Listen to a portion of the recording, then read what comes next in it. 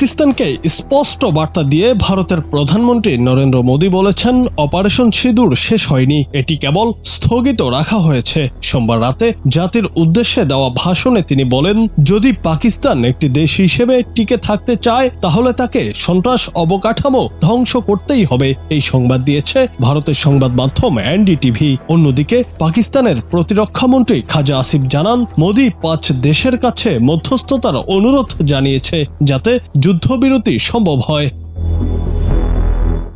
পাকিস্তানের সঙ্গে যুদ্ধবিরতির পর এই প্রথম জনসমক্ষে বক্তব্য দিলেন মোদী। তিনি বলেন, পাকিস্তানকে বুঝতে হবে আমাদের হামলা শেষ হয়নি। পাকিস্তান প্রতিশ্রুতি দিয়েছে যে তারা সন্ত্রাস ও জঙ্গি ঘাঁটির বিরুদ্ধে ব্যবস্থা নেবে, তাই হামলা স্থগিত রাখা হয়েছে। আগামী দিনে সন্ত্রাস ও জঙ্গিবাদের বিরুদ্ধে পাকিস্তানের প্রতিটি পদক্ষেপের মূল্যায়ন করব আমরা। গত শনিবার পাল্টাপাল্টি হামলা থামাতে রাজি হয় নয়াদিল্লি ও ইসলামাবাদ। 22 এপ্রিল ভারত নিয়ন্ত্রিত কাশ্মীরে জঙ্গি হামলাকে ঘিরে টানা 4 দিন ধরে সংঘাতের পর যুদ্ধবিরতিতে সম্মত হয় দুই দেশ।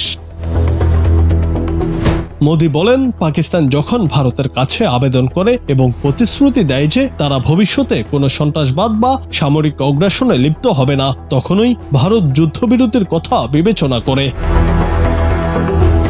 অন্যদিকে মোদীর এমন বক্তব্যের পর পাকিস্তানের প্রতিরক্ষামন্ত্রী খাজা আসিফ জানান, পরিস্থিতির গুরুত্ব অনুধাবন করে ভারত ইতিমধ্যে 5টি দেশের কাছে মধ্যস্থতার অনুরোধ জানিয়েছে যাতে দুই দেশের মধ্যে যুদ্ধবিরতি সম্ভব হয়। জিও নিউজ সূত্রে এই তথ্য জানা গেছে। ভারতের প্রধানমন্ত্রী নরেন্দ্র মোদীর টেলিভিশন ভাষণের প্রতিক্রিয়া দিতে গিয়ে আসিফ বলেন, একজন পরাজিত নেতার মরিয়া আকুতি স্পষ্ট হয়েছে মোদীর বক্তব্যে।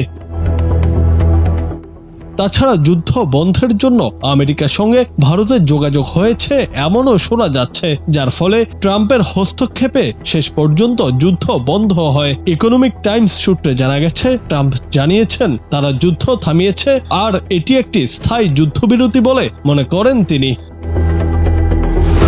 কাশ্মীর ইস্যুকে কেন্দ্র করে ভারত পাকিস্তানে হামলা চালানোর পর পাকিস্তানও পাল্টা হামলা শুরু করে। এতে কোণঠাসা হয়ে পড়ে ভারত। দেশটিতে জরুরি অবস্থা জারির নির্দেশ সহ বন্ধ করা হয় অসংখ্য বিমানবন্দর। টানা কয়েকদিন উত্তেজনার পর অবশেষে শান্ত হলো দুই দেশ। জুনায়েদ আহমেদ, বাংলা টিভি।